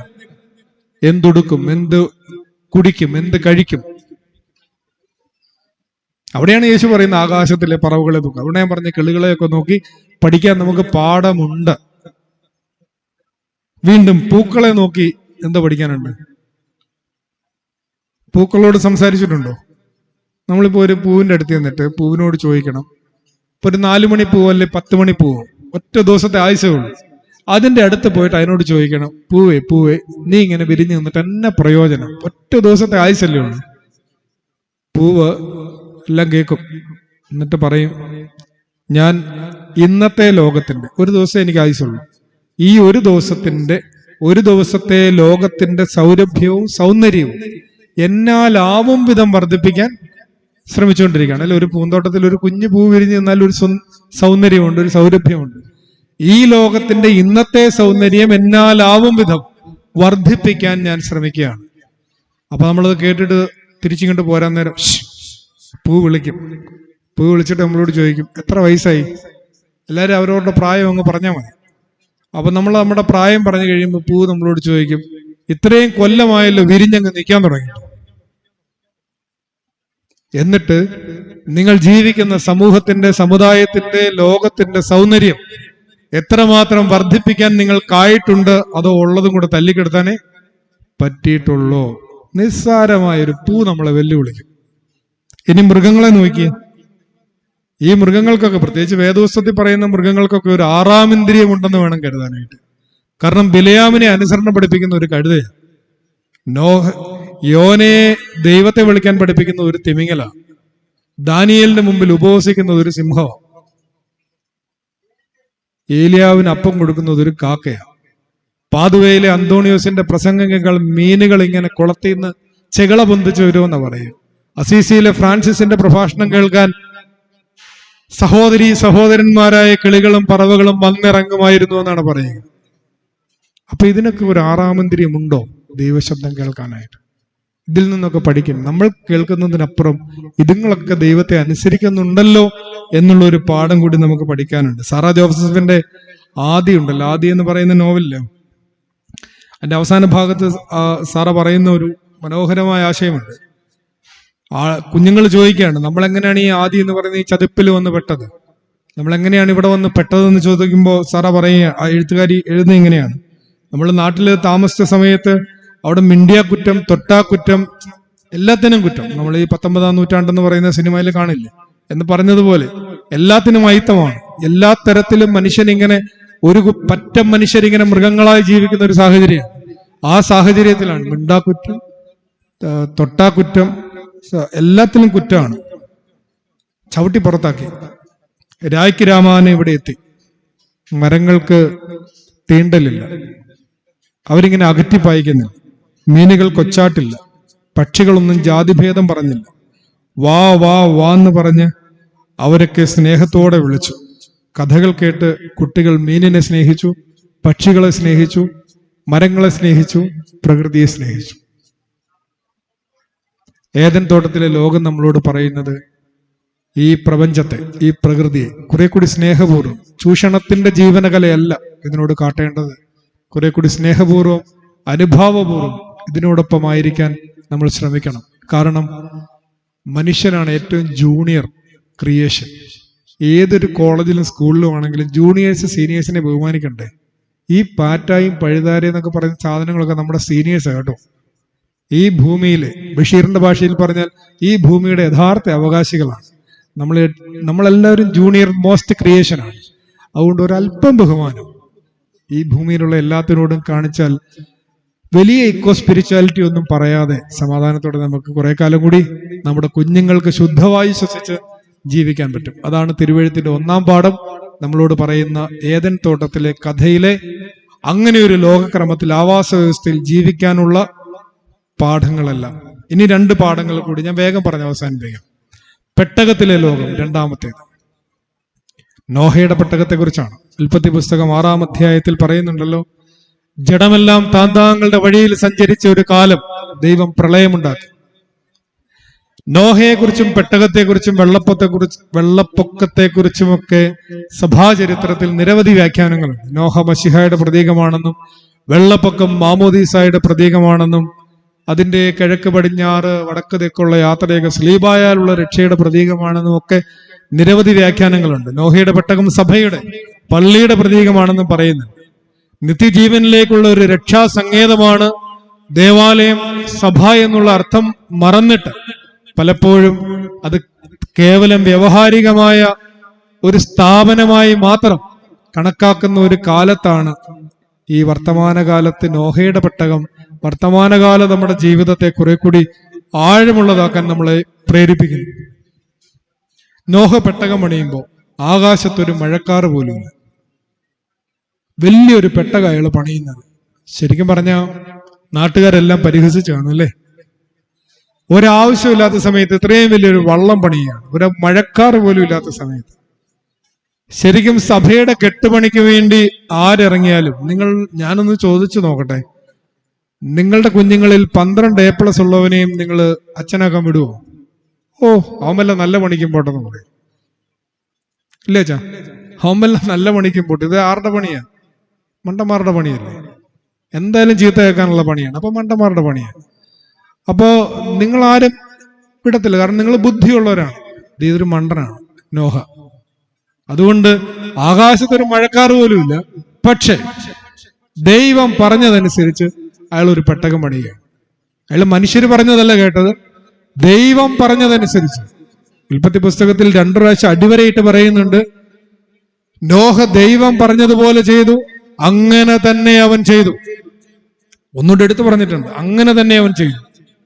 വർത്തമാനകാല സഭാജീവിതം, കൗദാശിക ജീവിതം, അത് നമ്മളോട് ഓർമ്മിപ്പിക്കുന്നത്, നോഹയുടെ പെട്ടകത്തിലൂടെ ഓർമ്മിപ്പിക്കുന്നത്, അളവ് വ്യത്യാസം കാണിക്കരുത്. സഭാജീവിതത്തിൽ, കൗദാശിക ജീവിതത്തിൽ അളവ് വ്യത്യാസം കാണിക്കരുത്. നമ്മൾ പലപ്പോഴും പറയും, കാലമൊക്കെ മാറി, ഈ ആരാധനയുടെ സമയമൊക്കെ ഇച്ചിരി ഒന്ന് കുറയ്ക്കണം, ഇല്ലേ? എന്നാ നീളമായി കുർബാനയ്ക്കൊക്കെ, ഇതൊക്കെ ഇച്ചിരി കുറയ്ക്കണം. നോയം 50 ദിവസം, ഇത് 2020 കളിക്കാമല്ലോ, ആദ്യത്തെ 10 അവസാനത്തെ 10, ഇല്ലേ? ഇതൊക്കെ കുറച്ച് കുറച്ച് വരുന്നല്ലേ നല്ലത്, നമുക്ക് തന്നെ ഒരു തോന്നലില്ലേ? കാലം മാറിയില്ലേ? ഇല്ലേ? കാലം മാറിയതനുസരിച്ച് കോലം മാറണ്ടേ എന്ന് നമ്മളിങ്ങനെ ചോദിച്ച് തുടങ്ങുന്ന ഒരു കാലമാണ്. ഇത്തിരി വെള്ളം ചേർത്ത കുഴപ്പമുണ്ടോ? ഉണ്ടോ? ഈ പെട്ടകം, സഭയാകുന്ന പെട്ടകം, ദേവാലയമാകുന്ന പെട്ടകം, കൗദാശിക ജീവിതമാകുന്ന പെട്ടകം, ആരാധനാ ജീവിതമാകുന്ന പെട്ടകം, അതിലൊരിത്തിരി വെള്ളം ചേർത്താൽ കുഴപ്പമുണ്ടോ? കുഴപ്പമുണ്ട്. വെള്ളം കയറിയ വള്ളം മുങ്ങും. എന്തുകൊണ്ടാണ് ഇത്രയും വിവാഹമോചനം ഇങ്ങനെ കൂടിക്കൊണ്ടിരിക്കുന്നത്? എന്തുകൊണ്ടാ? നമ്മൾ വിചാരിക്കുന്ന പിള്ളേരൊക്കെ അഡ്ജസ്റ്റ് ചെയ്യാൻ ബുദ്ധിമുട്ടായതുകൊണ്ടാണ്, നമ്മൾ ഇൻഡിപെൻഡന്റ് ആയതുകൊണ്ടാണ് എന്നൊക്കെയാണ്. അടിസ്ഥാനപരമായിട്ട് ആ വിവാഹ കൂദാശ നടക്കുന്ന ആ സമയം നമ്മളെ എല്ലാവരെയും ക്ഷണിച്ചിട്ടുണ്ട്. 10,000 പേരെ ക്ഷണിച്ചിട്ടാണ് ഈ കല്യാണം നടക്കുന്നത്. അതിൽ ആ 5 പേര്, ചെറുക്കൻ്റെ പെണ്ണിന്റെ അപ്പനും അമ്മയും സഹോദരനും സഹോദരിയും ആയിരിക്കും അവിടെ പ്രാർത്ഥിക്കുന്നത്. ബാക്കി മുഴുവൻ സമയവും ഈ 1 മണിക്കൂർ നീട്ടിപ്പിടിച്ച് ചൊല്ലേണ്ട വല്ല കാര്യമുണ്ടോ എന്ന് ചോദിച്ചാൽ നമ്മൾ പുറത്ത് നിൽക്കുക, ഇല്ലേ? നമ്മൾ പുറത്ത് നിൽക്കുക. പിന്നെ ഈ പിള്ളേർ എങ്ങനെ ശരിയായി വരും? പ്രാർത്ഥനയുടെ പശ്ചാത്തലമില്ലാതെ, ആരാധനയുടെ ഒരു പിന്തുണയില്ലാതെ, ജനങ്ങളുടെ സമൂഹത്തിന്റെ പ്രാർത്ഥനയില്ലാതെ ആര് പിടിച്ചു നിൽക്കും? പട്ടക്കാർ പിടിച്ചു നിൽക്കും, വിശ്വാസികൾ പിടിച്ചു നിൽക്കും. ദൈവാശ്രയമില്ലാതെ നമ്മളിൽ ആര് പിടിച്ചു നിൽക്കും? ദൈവത്തോടുള്ള അനുസരണമില്ലാതെ, വിധേയത്വമില്ലാതെ നമ്മൾക്ക് എന്താണ് മുന്നോട്ട് കൊണ്ടുപോകാൻ പറ്റുന്നത് ജീവിതത്തിൽ? ഏത് പ്രതിസന്ധിയാണ് നമ്മൾക്ക് അഭിമുഖീകരിക്കാൻ പറ്റുക ദൈവത്തിന്റെ പിന്തുണയില്ലാതെ? അത് മറന്ന് നമ്മൾ നമ്മുടെ സമ്പത്തിൽ, നമ്മുടെ സ്വാധീനത്തിൽ മാത്രം ആശ്രയിച്ച് നമ്മുടെ ജീവിതം കെട്ടിപ്പടുക്കാമെന്ന് വിചാരിച്ചാൽ ഓരോ ജനവും താന്താന്റെ വഴി വഷളാക്കി എന്ന് പറയുന്ന ആ കൂട്ടത്തിൽ നമ്മൾ പെടും. മറിച്ച് മറ്റൊരു സാധ്യത നോഹ എന്ന മഹാപുരുഷൻ അവിടെ നമുക്ക് തെളിയിച്ച് കാണിച്ചിട്ടുണ്ട്. ദൈവം പറഞ്ഞതുപോലെ ആ തലമുറയിൽ നീതിമാനായി ഒരാളുണ്ടായിരുന്നു, അയാൾ മതിയായിരുന്നു. അതുകൊണ്ട് അനുസരണം ബലിയേക്കാൾ നല്ലതെന്നാണ് തിരുവെഴുത്ത്, അനുകരണം ബലിയേക്കാൾ നല്ലതെന്നല്ല. അവിടെ കാണുന്നത് ഇവിടെ കാണുന്നതുമെല്ലാം ഇതിനകത്തോട്ട് ചേർത്ത് വെക്കാനല്ല തിരുവെഴുത്ത് പറയുന്നത്. അനുസരണം ബലിയേക്കാൾ നല്ലത്, അത് മറക്കരുത് എന്ന് മാത്രം അവിടെ ഓർമ്മിപ്പിക്കാൻ. അഴീക്കോട് മാഷ് പണ്ടൊരു പ്രസംഗത്തിൽ പറഞ്ഞ പോലെ, 10 മിനിറ്റ് കൂടെ ഉള്ളൂ. അഴീക്കോട് മാഷ് പണ്ടൊരു പ്രസംഗത്തിൽ പറയാണ്, ഒരു മുണ്ട്, അദ്ദേഹം ഇങ്ങനെ പറയാണ്, ഒരു മുണ്ട് ഇങ്ങനെ പൊക്കി പിടിച്ചിട്ട് അതിനകത്ത് ഒരു കറ പറ്റുമോ, അതിലൊരു കീറലോ ഉണ്ട്, നമ്മളെല്ലാവരും ചാടി പറയുന്നത് മുണ്ട് കീറിപ്പോയി, മുണ്ടിൽ കറ പറ്റുന്നു. പക്ഷെ സൂക്ഷിച്ചു നോക്കിയാൽ നൂലാണ് പിഞ്ചി പോയിരിക്കുന്നത്, നൂലിലാണ് കറ പറ്റിയിരിക്കുന്നത്. എന്റെ സമൂഹത്തിന്, എന്റെ സമുദായത്തിന്, എന്റെ സഭയ്ക്ക് എന്തെങ്കിലും ഒരു കുറവുണ്ട്, ഞാൻ ജീവിക്കുന്ന കാലത്തിന് ഒരു കുറവുണ്ട് എന്ന് എനിക്ക് തോന്നുന്നുണ്ടെങ്കിൽ അടിസ്ഥാനപരമായി അത് എന്റെ അശുദ്ധി കൂടി ചേർന്നിട്ടാണ്. അടിസ്ഥാനപരമായി എന്റെ ഒരു പങ്കാളിത്തം കൂടി അവിടെ ഉണ്ട്, ആ കുറവിന്റെ പിന്നിലും കൂടുതലിന്റെ പിന്നിലും. അത് മറന്ന് നമ്മൾക്ക് വിമർശിക്കാൻ എളുപ്പമാണ്, അത് നമ്മൾക്ക് ആരെ വേണമെങ്കിലും കുറ്റം ആരോപിക്കാൻ എളുപ്പമാണ്. നമ്മുടെ ഒരു പങ്കാളിത്തം കൂടി, അടിസ്ഥാനപരമായി നാം ചെയ്യേണ്ട ചില സംഗതികൾ കൂടിയാണ്. അതൊഴിവാക്കി നമ്മളുടെ വാക്കുകൾ വെറുതെ വമ്പ് പറച്ചിലുകളായി മാറുന്നെങ്കിൽ നമ്മൾ സൂക്ഷിക്കണം. നോഹയുടെ പെട്ടകം നമ്മളോട് പറയുന്നു, അളവ് വ്യത്യാസം കൂടാതെ കൗദാശിക ജീവിതം നയിക്കുന്നതിനെ കുറിച്ച്. ഒരു ഭാഗം കൂടി അവിടെ പഠിക്കാനുണ്ട്. അനുരഞ്ജനത്തിന്റെ ഒരു ജീവനകല കൂടി നോഹയുടെ പെട്ടകം പഠിപ്പിക്കുന്നുണ്ട്. ഈ പെട്ടകം എന്ന് പറയുന്നത് സഭയുടെ പ്രതീകമാണ്, പള്ളിയുടെ പ്രതീകമാണെന്നൊക്കെ ഞാൻ പറഞ്ഞല്ലോ. ചില സമയത്തൊക്കെ പള്ളി പൊതുയോഗത്തിന്റെ പ്രതീകമാണ്. അതിനകത്ത് എന്തുമാത്രം സാധനങ്ങളുണ്ട്. ആട്, മയിൽ, ഒട്ടകം. ഇങ്ങോട്ട് വന്നപ്പോൾ ഞാൻ ജെമിനി സർക്കസ് കണ്ട്, അല്ല പോസ്റ്റർ കണ്ടു. അപ്പൊ അതിനകത്ത് പറഞ്ഞ ആട്, മയിൽ, ഒട്ടകം, സിംഹം, കടുവ, പുലി, പാമ്പ് എല്ലാം ഉണ്ടല്ലേ. കുറച്ചുകൂടെ വ്യക്തമായി പറഞ്ഞാൽ കടിക്കുന്നതുണ്ട്, ചീറ്റുന്നതുണ്ട്, കുത്തുന്നതുണ്ട്, പുറകിൽ നിന്ന് കുത്തുന്നതുണ്ട്. പൊതുയോഗത്തിന്റെ കാര്യമല്ല, പെട്ടകത്തിന്റെ കാര്യം പറയുന്നത്. നിങ്ങൾ പെട്ടെന്ന് വിചാരിക്കും പള്ളി പൊതുയോഗത്തിന്റെ, സഭാ പൊതുയോഗത്തിന്റെ കാര്യമാണ്. അതല്ല. ഇല്ലേ, കുത്തുന്നതുണ്ട്, പുറകിൽ നിന്ന് കുത്തുന്നതുണ്ട്, വെറുതെ കിടന്ന് ചലയ്ക്കുന്നതുണ്ട്. ചിലതൊക്കെ തുടങ്ങിയ നൃത്തത്തില്ല. ഇങ്ങനെ സകലമായ സാധനങ്ങൾ ഇതിനകത്തുണ്ട്. പക്ഷെ ഇതുങ്ങൾ തമ്മിൽ വല്ല പിണക്കോ വഴക്കോ അതിനകത്തുണ്ടോ? ഉണ്ടായിരുന്നെങ്കിൽ ഇപ്പം പാമ്പോ കീരിയോ ഏതെങ്കിലും ഒരെണ്ണം ഇപ്പൊ ലോകത്ത് കാണത്തുള്ളായിരുന്നു. കാരണം ഈരണ്ടായിട്ട് അകത്തോട്ട് കയറ്റി ബാക്കിയെല്ലാം വെള്ളത്തിൽ മുങ്ങിപ്പോയെന്നാണ് ബൈബിളിൽ പറയുന്നത്. പാമ്പോ കീരിയോ ഒരെണ്ണേ കാണത്തില്ല. അവിടെ പാമ്പും കീരിയും നല്ല രസമായിട്ട് വർത്താനമൊക്കെ പറഞ്ഞ് വാട്സപ്പ് കളിച്ചുകൊണ്ടിരിക്കുന്ന സമയമായിരിക്കും, ഇല്ലേ? സിംഹവും മാനും കൂടെ ഒക്കെ ചെസ് കളിക്കുമായിരിക്കും. സമയം പോണ്ടേ? പെട്ടകത്തിൽ 40 വരെ ഇങ്ങനെ മഴ പെയ്തുകൊണ്ടിരിക്കുമല്ലേ.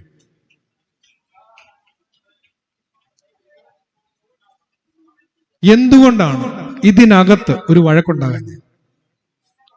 അതുങ്ങൾക്കറിയായിരുന്നു ഇതിന് പുറത്ത് വെള്ളമാണ്, അപകടമാണ്. ഇതിനകത്ത് സമാധാനപരമായ ഒരു സഹവർത്തിത്വം സാധ്യമായി നിലനിൽക്കുന്നുവെങ്കിൽ മാത്രം നമുക്ക് അതിജീവനമുള്ളൂ എന്ന് അതുങ്ങൾക്കറിയായിരുന്നു. അതുകൊണ്ട് അതുങ്ങൾ അതിനകത്ത് മര്യാദയ്ക്കണം. നമുക്ക് അത്രയും ഒരു ബോധം ഇപ്പൊ ഇല്ല. പലപ്പോഴും നിത്യജീവനിലേക്ക് നമ്മളെ നയിക്കുന്ന രക്ഷാസങ്കേതമാണ് സഭ. ആ സഭയ്ക്കിട്ട് പണിയാനല്ല പറഞ്ഞിരിക്കുന്നത്, സഭയെ പണിയാനാ പറയുന്നത്. ആ സഭയെ അളവ് വ്യത്യാസം കൂടാതെ പണിയുക, അതാണ് ഇവിടെ വളരെ വ്യക്തമായി പറയുന്നത്. ഈ ഒരു വിവേകം സൂക്ഷിക്കണം. ഇതിന് പുറത്ത് അപകടമാണ്, ഇതിന് മുഖത്ത് പ്രളയമാണ്. അതുകൊണ്ട് ഇതിനകത്തൊരു ലയം സൂക്ഷിക്കണം, ഒരു ഹാർമണി സൂക്ഷിക്കണം. പുറത്ത് ഡിസ്ഹാർമണിയാണ്. അതുകൊണ്ട് ഇതിനകത്തൊരു ഹാർമണി ഉണ്ടാവണം. അനുരഞ്ജനത്തിന്റെ ഒരു ജീവനകല നമ്മളുടെ ജീവിതത്തിൽ സൂക്ഷിക്കാൻ നോഹയുടെ പെട്ടകം നമ്മളോട് പറയുന്നു. അവസാനമായി മൂന്നാമത്തെ ലോകക്രമം. ഉൽപ്പത്തി പുസ്തകം 12-ാം അധ്യായം 1-ാം വാക്യം യഹോവ അബ്രാമിനോട് പറയുന്നു, നീ നിന്റെ ദേശത്തെയും ചാർച്ചക്കാരെയും വിട്ട് ഞാൻ നിന്നെ കാണിപ്പാനിരിക്കുന്ന ദേശത്തേക്ക് പോകാം. ഇതൊരു ഭാവി കാലത്തിന്റെ സൂചനയാണ്. എന്തുകൊണ്ടാണ് അബ്രാമിനെ വിശ്വാസികളുടെ പിതാവ് എന്ന് വിളിക്കുന്നത്? എങ്ങോട്ടാണ് പോകുന്നത്, എന്തിനാണ് പോകുന്നത് എന്ന് പോലും അറിയാതെ ദൈവത്തിന്റെ വാക്ക് കേട്ട് എടുത്തുചാടി. ആ എടുത്തുചാട്ടത്തിന്റെ പേരാണ് വിശ്വാസം. അതുകൊണ്ടാണ് സെയിന്റ് പോൾ പിന്നീട് പറയുന്നത്, വിശ്വാസം എന്നത് ആശിക്കുന്നതിന്റെ ഉറപ്പും കാണാത്ത കാര്യങ്ങളുടെ നിശ്ചയവുമെന്ന്. അബ്രാമിന്റെ മൈഗ്രേഷനെ മാത്രം ഉദ്ധരിച്ചുകൊണ്ടാണ് അങ്ങനെ ഒരു നിർവചനം ഫെയ്ത്തിനുണ്ടാവുന്നത്. വീണ്ടും സെയിന്റ് പോൾ പറയുമല്ലോ, ദൈവം തന്നെ സ്നേഹിച്ചിട്ടുള്ളവർക്ക് ഒരുക്കിയിട്ടുള്ളതിനെ കണ്ണ് കണ്ടിട്ടില്ല, ചെവി കേട്ടിട്ടില്ല, ഒരു മനുഷ്യന്റെ ഹൃദയത്തിലും തോന്നിയിട്ടുമില്ല. അതുകൊണ്ട് വിശ്വാസം എന്ന് പറയുന്നത് യുക്തിരഹിതമല്ല, യുക്തിക്കതീതമാണ്. Beyond rationalism, beyond rationality. വിശ്വാസം യുക്തിക്ക് അതീതമാണ്. ഈ കാലഘട്ടം നേരിടുന്ന ഏറ്റവും വലിയൊരു പ്രതിസന്ധി, നമ്മുടെ കുഞ്ഞുമക്കൾ പെട്ടെന്നൊന്ന് പകച്ചു പോകും. ഇതൊക്കെ യുക്തിക്ക് നിരക്കുന്നതാണോ എന്ന് ചോദിക്കുമ്പോൾ ഇതൊന്നും യുക്തിക്ക് നിരക്കുന്നതല്ല. ഇതൊന്നും യുക്തിക്ക് നിരക്കുന്നതല്ല, പിന്നെയോ യുക്തിക്ക് അതീതമാണ്, ബിയോണ്ട് റാഷണലാണ്. അത് ഈ തിരുവെഴുത്തിലെ എല്ലാ മഹാപുരുഷന്മാരും, നമ്മളുടെ സഭാചരിത്രത്തിലെ എല്ലാ പിതാക്കന്മാരും, മഹാന്മാരായ പൂർവികന്മാരും അവരുടെ നിരുപാധികമായ ദൈവാശ്രയത്തിലൂടെ നമ്മളെ പഠിപ്പിച്ചിരിക്കുന്നത് ഇത് യുക്തിക്ക് അതീതമായ ഒരു യാഥാർത്ഥ്യമാണെന്നാണ്. വിശ്വാസം അല്ലാതെ യുക്തി കൊണ്ട്, ബുദ്ധി കൊണ്ട് കണ്ടുപിടിക്കാനുള്ളതല്ല. അതാണ് ഞാൻ ആദ്യമേ പറഞ്ഞത്, ഏദൻ തോട്ടം ഒരു കഥയാണെന്നും ആ കഥാരൂപത്തിൽ കഥനം ചെയ്തുകൊണ്ടാണ് സത്യം തലമുറകളിൽ നിന്ന് തലമുറകളിലേക്ക് എല്ലാ സനാതന പാരമ്പര്യങ്ങളിലും സംക്രമിക്കപ്പെട്ടിട്ടുള്ളത് എന്നും ആദ്യമേ തന്നെ പറഞ്ഞു വെച്ചത് ഇവിടെ അവസാനിപ്പിക്കാനാണ്. ഈ വാക്യം കേൾക്കുമ്പോൾ നീ നിന്റെ ദേശത്തെയും ചാർച്ചക്കാരെയും വിട്ട് പുറപ്പെട്ടു പോവുക എന്ന് പറയുമ്പോൾ ഒരു മരണത്തിന്റെ ചുവയാ വരിയിലുണ്ട്. ഇല്ലേ, മരിക്കുമ്പോഴല്ലേ നമ്മുടെ ദേശത്തെയും ചാർച്ചക്കാരെയും എല്ലാം വിട്ട് നമ്മൾ പോകേണ്ടി വരിക. ആഴമേറിയ ഒരു മരണബോധം ഈ ഭാഗം നമുക്ക് സമ്മാനിക്കും. മരണഭീതിയല്ല, മരണബോധം. മരണബോധം നമ്മുടെ ജീവിതത്തെ കുറെ കൂടി ആഴമുള്ളതാക്കും. നമ്മുടെ പ്രാർത്ഥനകളിൽ നീളം കൂട്ടാം, ഉപവാസങ്ങളുടെ ദൈർഘ്യം കൂട്ടാം, പഠനത്തിന്റെ ആഴം കൂട്ടും. ഇല്ലേ? മരണബോധം നമുക്ക് കുറച്ചുകൂടെ ആഴം തരും. ഞാൻ ഒരു കഥ പറഞ്ഞ് നമുക്ക് അവസാനിപ്പിച്ചാലോ? കഥ പറഞ്ഞല്ലേ തുടങ്ങിയത്. ആചാര്യ വിനോഭാവെ ഭഗവത്ഗീതയ്ക്ക് വ്യാഖ്യാനം എഴുതുമ്പോൾ അദ്ദേഹം പറഞ്ഞ ഒരു കഥയാണ്. ഏകനാഥൻ എന്ന് പറയുന്ന ഒരു ചെറുപ്പക്കാരനായ സ്വാമി, അയാളുടെ ആശ്രമത്തിൽ എല്ലാ ദിവസവും സത്സംഗങ്ങളുണ്ട്. ആ സത്സംഗം ഇങ്ങനെ ഇരിക്കുമ്പോൾ സ്വാമി പ്രസംഗിക്കുന്നത് ചെറിയൊരു ചിരിയോടുകൂടിയാണ്. ആള് ചെറുപ്പക്കാരനാണ്. അപ്പൊ ഈ ചെറിയൊരു ചിരിയോടുകൂടി സ്വാമി ഇങ്ങനെ പ്രസംഗിച്ചുകൊണ്ടിരിക്കുമ്പോ താഴെ ഇരിക്കുന്ന മുതിർന്നവർക്കൊക്കെ ചെറിയ പ്രയാസം. ഇയാൾക്ക് ഇത്ര ചെറുപ്പത്തിൽ ഇത്ര ആനന്ദം, ഞങ്ങൾക്കൊക്കെ ടെൻഷൻ കൂടിക്കൂടി വരികയാണ് പ്രായം കൂടുന്തോറും. ആരും ചോദിക്കുന്നില്ല. ഈ സ്വാമിമാർക്ക് മൂക്കത്തല്ല ദേഷ്യം, വല്ല ശാപവും തന്നെങ്കിലോ എന്ന് വിചാരിച്ച് ആരും ഒന്നും ചോദിക്കാതെ അവിടെ ഇരിക്കുകയാണ്. പക്ഷെ ഒരു കാരണവർ എഴുന്നേറ്റ് അങ്ങ് ചോദിച്ചു. എല്ലാരും പോയി കഴിഞ്ഞപ്പോ, സ്വാമിക്ക് എന്താ ഇത്ര ആനന്ദം സന്തോഷം എന്ന് ചോദിച്ചു. സ്വാമിയുടെ മുഖം അങ്ങ് മാറി. സ്വാമി പെട്ടെന്ന് പറയുകയാണ്, ഇന്നേക്ക് 3-ാം ദിവസം നിങ്ങൾ മരിക്കും. ദേ കിടക്കുന്നു. എല്ലാ ആവശ്യമുള്ളതാണോ? ഇന്നേക്ക് 3-ാം ദിവസം നിങ്ങൾ മരിക്കും. ഇത് കേട്ടതും ഇയാള് പെട്ടെന്ന് ടെൻഷനായിട്ട് ഇനി കൂടുതലൊന്നും കേൾക്കണ്ടല്ലോ എന്ന് വിചാരിച്ച് ഇയാൾ വീട്ടിലോട്ട് പോരാണ്. ഇയാള് വീട്ടിലോട്ട് പോരുന്ന വഴിക്ക് അതുവരെ കൂടിക്കണ്ടെന്നാൽ മിണ്ടാത്ത ഒരു ശത്രുവിനെ കണ്ടു, കെട്ടിപ്പിടിച്ച് ഉമ്മ കൊടുത്ത് ഭയങ്കര സ്നേഹം. കാരണം 3 ദിവസം കഴിഞ്ഞ് മരിക്കുമല്ലോ, ശവടക്കിനേലും അവനേലും വരണമല്ലോ. അത് കാരണം ഭയങ്കര സ്നേഹം. വീട്ടിൽ ചെന്നിട്ട് ഭാര്യയ്ക്ക് ആകെപ്പാടെ ഒരു പ്രയാസം. കാരണം ഇയാൾ ഈ ധ്യാനം കൂടാൻ പോയിട്ട്, സത്സംഗം കൂടാൻ പോയിട്ട് എന്തൊരു മാനസാന്തരം, ഭയങ്കര സ്നേഹം. കാരണം പോയ വഴിക്ക് ഇയാള് കുറെ തുണി, പലചരക്ക് സാധനം, ഇതുവരെ അങ്ങനെ ഒരു നല്ല പ്രവൃത്തിയും ചെയ്തിട്ടുള്ള മനുഷ്യനല്ല. ഇയാൾ ഇതെല്ലാം വാങ്ങിച്ചോണ്ട വീട്ടിൽ ചെന്ന് ഭാര്യ വിചാരിച്ച ആ ധ്യാന ഗുരുവിനെ ഒന്ന് കാണണം, സമ്മതിക്കണം. ഒറ്റ ദിവസം കൊണ്ട് ഇയാളെ ഇത്രയും മാനസാന്തരത്തിൽ നയിച്ചല്ലോ എന്നൊക്കെ വിചാരിച്ചു. പക്ഷെ വൈകുന്നേരം ആയപ്പോൾ ഭാര്യയ്ക്ക് ചെറിയൊരു പന്തികേട് തോന്നി. കാരണം വൈകിട്ട് കൃത്യം 6 മണിക്ക് മണിയടിക്കുന്ന ശബ്ദം കേട്ടപ്പോൾ അയാൾ അടറ പായും വിരിച്ച് പ്രാർത്ഥന തുടങ്ങി. ഇന്നേ വരെ 6 മണിക്ക് ആ പുള്ളി വീട്ടിൽ കയറിയിട്ടുള്ളതല്ല, 6 മണിക്ക് പ്രാർത്ഥിക്കാൻ തുടങ്ങി. പ്രാർത്ഥന തുടങ്ങിയിട്ട് തീരുന്നുമില്ല.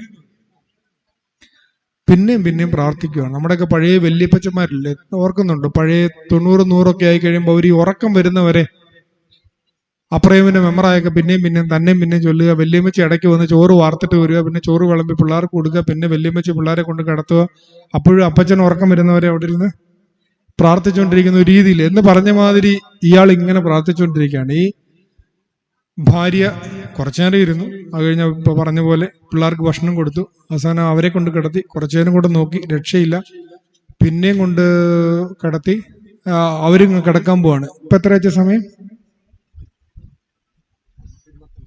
8:25. ഏകദേശം അവിടെ ഇവിടെ ഒരു സമയം 8:25 ആയപ്പോൾ ഭാര്യ പോയി കിടന്നു. ഇയാളുടെ പ്രാർത്ഥന തീരുന്നില്ല. മണി 9 ആയി, 10 ആയി.